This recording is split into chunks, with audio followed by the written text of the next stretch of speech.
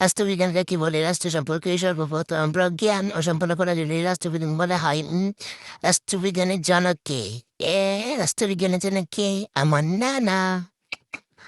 যাই হোক, একটু ফুল আহি, তাহলে ভালো লাগতো না? পড়তে পেরে ফুল না আঁকলে মজাই লাগে না।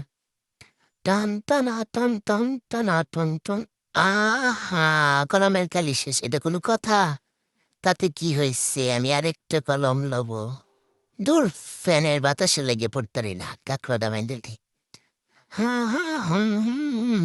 কিন্তু পড়তাম বলেছে কে রে, মাথার মধ্যে এত কিছু চিন্তা আসে না, আমাকে পড়াম। টান টানা টন টন টানা টন টন টানা টন টাম। ইয়ো। উম, যা, সব বাদ পড়ি। আমরা রওনাদন করেছি, কবরদান করেছি, হয়েছিল। চু চু চু চু চু চু চু চু চু, ফুল ডিজাইনটা সব কমপ্লিট করি।